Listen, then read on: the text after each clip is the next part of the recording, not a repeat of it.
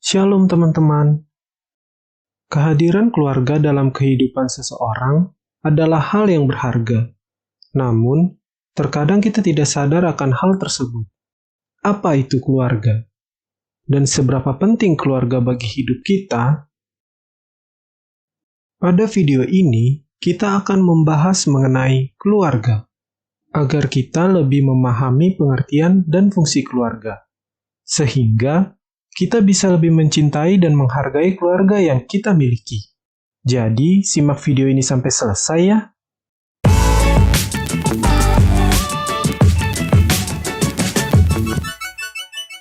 Sosiologi? Nah, apakah baru-baru ini teman-teman menemukan atau melihat foto keluarga, lalu teringat kembali kenangan masa lalu bersama keluarga? Atau mungkin belakangan ini baru saja mengikuti acara atau kegiatan bersama keluarga? Apa yang tergambar di pikiran teman-teman tentang keluarga? Apakah sesuatu hal yang positif dan menyenangkan? Atau sesuatu hal yang menyeramkan, sehingga takut untuk pulang ke rumah? Lalu apa ya arti dari keluarga itu? Keluarga berasal dari bahasa Sanskerta, yakni kula dan warga. Jika digabungkan, akan menjadi kata kulawarga, yang berarti anggota atau kelompok kerabat di dalam lingkungan yang masih memiliki hubungan darah. Sedangkan di dalam Kamus Besar Bahasa Indonesia, atau yang disingkat KBBI, pengertian keluarga adalah sekelompok orang yang dianggap satu kesatuan karena memiliki hubungan darah, perkawinan, atau adopsi. Terdiri dari suami, istri, dan anak. Berikutnya, pengertian keluarga menurut ilmu sosiologi. Di bangku sekolah menengah akhir atau SMA, teman-teman pasti pernah menjumpai pelajaran sosiologi jika teman-teman mengambil jurusan IPS. Menurut sosiologi, keluarga adalah sebuah kelompok domestik intim dari orang-orang yang terkait satu sama lain dengan ikatan darah, perkawinan, dan ikatan hukum. Selanjutnya, mari kita lihat definisi keluarga menurut BKKBN, yang merupakan kepanjangan dari Badan Kependudukan dan Keluarga Berencana Nasional. Menurut BKKBN, keluarga merupakan suatu unit sosial yang terikat dari perkawinan yang sah antara pria dan wanita, beserta anak-anaknya yang sah secara hukum atau anak yang diakui, dan hidup bersama dalam satu rumah tangga. Keluarga juga merupakan ruang tempat terbentuknya rasa kasih sayang, perhatian, dan kepedulian antar anggota keluarga. Untuk selanjutnya, karena kita adalah negara hukum sesuai pasal 1 ayat 3 Undang-Undang Dasar 1945, maka mari kita lihat arti keluarga berdasarkan hukum yang ada di Indonesia. Berdasarkan Undang-Undang Nomor 52 Tahun 2009 tentang perkembangan kependudukan dan pembangunan keluarga, pasal 1 ayat 6, dijelaskan bahwa keluarga adalah unit terkecil dalam masyarakat yang terdiri dari suami istri, atau suami istri dan anaknya, atau ayah dan anaknya, atau ibu dan anaknya. Sampai di sini jelas ya? Nah, sebagai sebuah unit dari masyarakat, keluarga tentu tidak boleh lepas dari pengawasan negara dengan bebas begitu saja. Oleh karena itu, lahirlah berbagai hukum mengenai keluarga, seperti Undang-Undang Perkawinan, Undang-Undang KDRT, Undang-Undang Perlindungan Anak, dan lain-lain. Kartu keluarga yang disingkat KK menjadi contoh dari pengawasan tersebut, sebagai dokumen identitas resmi yang dikeluarkan oleh Dinas Kependudukan dan Pencatatan Sipil, atau yang disingkat Dukcapil. KK mencatat data kependudukan anggota keluarga, termasuk informasi tentang nama, jenis kelamin, tempat tanggal lahir, hubungan keluarga, status perkawinan, dan nomor induk kependudukan yang disingkat NIK. Sehingga kakak tidak hanya menjadi alat administratif, tetapi juga merupakan salah satu cara negara mengelola dan mengontrol data kependudukan di tingkat keluarga. Setiap perubahan dalam struktur keluarga, seperti kelahiran, kematian, pernikahan, atau perceraian, harus segera dicatat dan diperbarui dalam kartu keluarga. Oleh karena itu, kakak memiliki peran penting dalam memastikan akuratnya data kependudukan di tingkat keluarga. Dari hal tersebut, dapat kita lihat bahwa keluarga menjadi hal yang amat penting bagi masyarakat, bangsa, dan negara. Sehingga pemerintah membuat aturan-aturan yang mengatur mengenai keluarga. Sampai di sini jelas ya? Dari penjelasan tadi, dapat kita lihat bahwa keluarga sebagai unit terkecil atau kelompok sosial terkecil dalam masyarakat yang memiliki kepala keluarga dan beberapa individu dengan ikatan, kewajiban, dan tanggung jawab yang tinggal bersama dan saling ketergantungan, memiliki hubungan erat dan intim antar anggotanya. Keluarga berperan sebagai institusi terkecil dalam masyarakat yang menciptakan kehidupan tentram, aman, damai, dan sejahtera dengan cinta dan kasih sayang di antara anggotanya. Nah, terus berdasarkan definisi keluarga yang telah kita simak tadi, tahukah teman-teman siapa pasangan pertama yang menjadi keluarga pertama di dalam Alkitab? Mereka adalah pasangan yang dikenal sebagai manusia pertama yang hidup di dunia. Siapakah mereka? Ya, tentu saja Adam dan Hawa. Dalam Alkitab, keluarga pertama yang disebutkan adalah keluarga Adam dan Hawa. Adam dan Hawa adalah pasangan pertama yang diceritakan dalam Kitab Kejadian. Mereka adalah manusia pertama yang diciptakan, yang diceritakan di dalam Kitab Kejadian pasal 1 dan pasal 2. Adam dan Hawa memiliki dua anak laki-laki yang disebutkan secara khusus dalam Alkitab, yaitu Kain dan Habel. Kain dan Habel memiliki peran penting dalam naratif Alkitab, dan kisah mereka dapat ditemukan dalam Kitab Kejadian pasal 4. Dalam kelanjutan cerita, keturunan Adam dan Hawa meluas, membentuk keluarga-keluarga, dan mengisi bumi. Sesuai dengan perintah Elohim dalam Kitab Kejadian pasal 1 ayat 28. Dan Elohim memberkati mereka. Dan Elohim berfirman kepada mereka, "Beranak cuculah dan berlipat gandalah, dan penuhilah bumi, dan taklukkanlah itu, dan berkuasalah atas ikan di laut, dan atas burung di udara, dan atas segala binatang yang merayap di bumi." Keluarga yang dikehendaki Tuhan adalah keluarga yang mengalami pemberkatan dari Tuhan. Jadi, sebelum pembentukan keluarga, pasangan harus diberkati di gereja. Kristen meyakini bahwa pernikahan harus diberkati di hadapan Tuhan. Berikut adalah beberapa ayat Alkitab yang sering dikutip dalam konteks pernikahan. Matius 19 ayat 6. Sehingga mereka tidak lagi dua, tetapi satu daging. Oleh karena itu, apa yang telah Elohim persatukan, janganlah manusia menceraikannya. Ibrani 13 ayat 4. Perkawinan itu mulia dalam segala hal, dan persetubuhan itu tidaklah cemar, tetapi Elohim akan menghakimi para pencabul dan para pezina. Kristen memahami dan mengajarkan pentingnya memasukkan Tuhan dalam pernikahan. Pernikahan yang diakui dan diberkati di gereja sering dilihat sebagai pernyataan spiritual dan komitmen yang lebih dalam. Sampai di sini jelas ya? Nah, dari beragamnya kehidupan manusia, tentunya akan mempengaruhi bentuk dari setiap keluarga. Apakah teman-teman tahu apa saja bentuk keluarga? Tapi, sebelum kita mendalami bentuk-bentuk keluarga, mari kita pahami dulu perbedaan dari keluarga inti dan keluarga besar berikut ini. Keluarga inti dan keluarga besar adalah dua konsep yang berhubungan dengan struktur keluarga. Namun, keduanya memiliki cangkupan yang berbeda.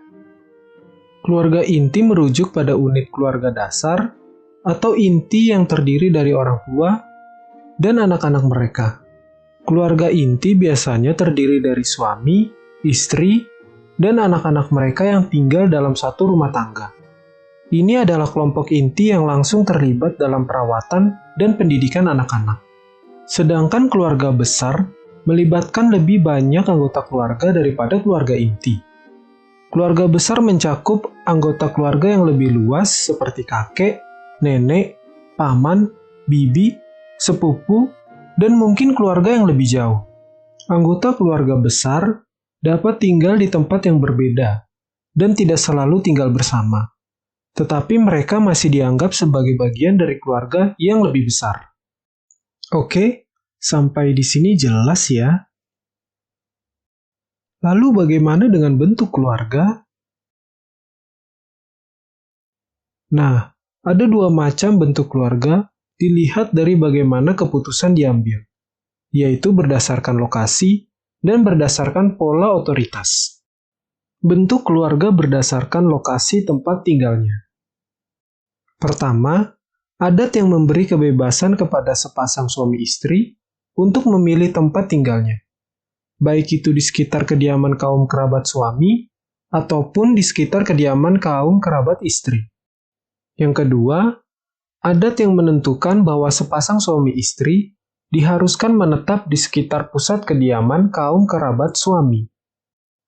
Ketiga, adat yang menentukan bahwa sepasang suami istri harus tinggal di sekitar kediaman kaum kerabat istri. Dan yang keempat, adat yang menentukan bahwa sepasang suami istri dapat menempati tempat yang baru, dalam arti tidak berkelompok bersama kaum kerabat suami maupun istri. Berikutnya, mari kita lihat bentuk keluarga berdasarkan pola otoritas.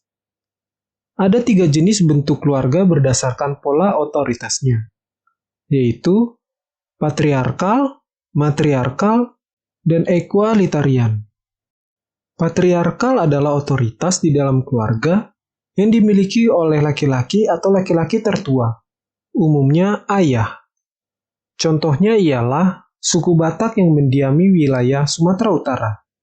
Suku Batak memiliki sistem kekeluargaan patriarkal dengan mewariskan nama keluarganya atau yang disebut marga hanya kepada anak laki-lakinya saja.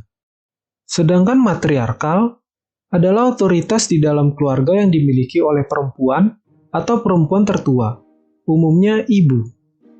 Contohnya seperti suku Minahasa yang ada di Sulawesi Utara. Meskipun sebagian besar masyarakat Minahasa menganut agama Kristen, unsur-unsur matriarki masih terlihat dalam struktur kekeluargaan. Di beberapa komunitas Minahasa, hak-hak warisan dan kepemimpinan diwariskan melalui garis ibu, dan wanita memiliki peran yang signifikan dalam pengambilan keputusan keluarga. Lalu equalitarian adalah suami dan istri berbagi otoritas secara seimbang. Salah satu contohnya yaitu suku Toraja yang ada di Sulawesi Selatan. Suku Toraja memiliki beberapa tradisi dan norma yang menunjukkan kesetaraan antara laki-laki dan perempuan. Misalnya dalam sistem warisan harta, baik laki-laki maupun perempuan memiliki hak yang sama untuk mewarisi properti dan harta keluarga. Bentuk keluarga dapat sangat bervariasi, tergantung pada budaya dan nilai-nilai masyarakat yang berlaku pada waktu dan tempatnya. Dapatkah teman-teman melihat perbedaan bentuk keluarga di lingkungan teman-teman? Perlu diingat bahwa adat dan kebiasaan di dalam suku-suku tersebut dapat bervariasi, dan banyak keluarga di Indonesia telah mengalami perubahan dalam pola kekeluargaannya, seiring dengan perkembangan zaman. Selain itu, pengaruh agama dan perkembangan sosial juga dapat memengaruhi dinamika kekeluargaan dalam suku-suku di Indonesia. Sampai di sini jelas ya? Nah, dikarenakan keluarga itu amat penting, lalu apa ya tugas dan fungsi dari keluarga itu?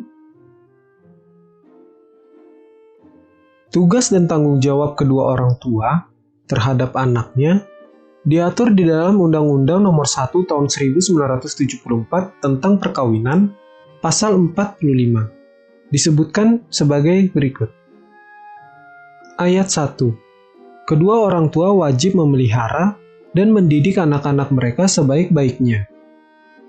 Ayat 2. Kewajiban orang tua yang dimaksud dalam ayat 1 pasal 1 berlaku sampai anak itu kawin atau berdiri sendiri.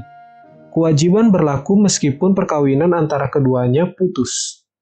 Selain memiliki tugas, keluarga juga memiliki fungsi tertentu, yaitu fungsi reproduksi atau biologis, fungsi ekonomi, fungsi sosial, dan fungsi psikologis. Pertama, fungsi reproduksi atau biologis, yaitu untuk memiliki dan meneruskan keturunan sebagai generasi selanjutnya yang menjaga kelangsungan keluarga tetap ada di dalam masyarakat secara sehat dan terencana, sehingga anak yang dilahirkan menjadi generasi penerus yang berkualitas. Berikutnya fungsi ekonomi, yaitu untuk memenuhi kebutuhan keluarga, seperti menyediakan tempat berlindung, makanan, pakaian, kesehatan, dan jaminan kehidupan yang sejahtera. Orang tua juga mendidik anaknya untuk berhemat, teliti, disiplin, dan tekun dalam mengelola uang. Selanjutnya, fungsi sosial, yaitu keluarga menjadi wadah transmisi nilai, keyakinan, dan pengetahuan dari generasi sebelumnya. Melalui interaksi mendalam, keluarga memberikan pengalaman sosial pertama dan rasa aman pada anak. Selain itu, keluarga melatih anak untuk berkehidupan sosial, membimbing mereka dalam berhubungan dengan orang lain, dan membentuk perilaku yang baik sesuai norma masyarakat. Sebagai pendidikan pertama, keluarga membantu anak memahami nilai-nilai dasar yang diterapkan di masyarakat, sehingga mereka dapat tumbuh menjadi anggota masyarakat yang baik dan siap menghadapi masa depan. Fungsi keluarga yang terakhir adalah fungsi psikologis. Keluarga dikenal sebagai sistem pendukung terbaik. Keluarga akan menjadi sistem pendukung yang memberikan keamanan emosional dan psikologis, terutama melalui kehangatan, cinta, dan persahabatan yang dihasilkan oleh gaya hidup bersama. Merasakan perasaan dan suasana anak dan anggota yang lain dalam berkomunikasi dan berinteraksi antar sesama anggota keluarga, sehingga saling pengertian satu sama lain dalam menumbuhkan keharmonisan dan suasana yang menyenangkan dalam keluarga. Memiliki waktu berkualitas bersama keluarga dan mengikuti aktivitas keluarga bersama dapat memberikan dampak positif bagi kesehatan mental seseorang. Nah, setiap fungsi tersebut memiliki peran penting dalam membentuk keluarga yang sehat, baik, dan berkualitas di masyarakat. Sampai di sini jelas ya? Terus bagaimana ya kata Alkitab mengenai keluarga? Di dalam Kolose 3 ayat 18-21 tertulis demikian. Para istri, tunduklah kepada suamimu sendiri, sebagaimana seharusnya di dalam Tuhan. Para suami, kasihilah istri dan janganlah membuat kepahitan terhadap mereka. Anak-anak, patuhilah orang tua dalam segala hal, karena inilah yang berkenan kepada Tuhan. Bapak-bapak, janganlah membuat gusar anak-anakmu, supaya jangan menjadi tawar hati. Ayat ini memberikan panduan mengenai peran masing-masing anggota keluarga. Dengan demikian, Alkitab menekankan pentingnya kasih sayang, ketaatan, dan persatuan dalam keluarga. Keluarga dipandang sebagai lingkungan di mana nilai-nilai moral dan rohaniah diajarkan dan dipraktikkan. Dalam pandangan Kristen, Alkitab mengajarkan bahwa keluarga adalah institusi yang diatur oleh Tuhan dan memiliki peran yang penting dalam pembentukan karakter dan hubungan antar individu. Oke, sekian video kali ini. Semoga video ini bisa menjadi berkat bagi kita semua. Dan apabila teman-teman ada hal yang belum dimengerti dari video ini, teman-teman bisa mengulangi lagi video ini. Oke, sampai jumpa di video berikutnya ya. Tuhan Yesus memberkati.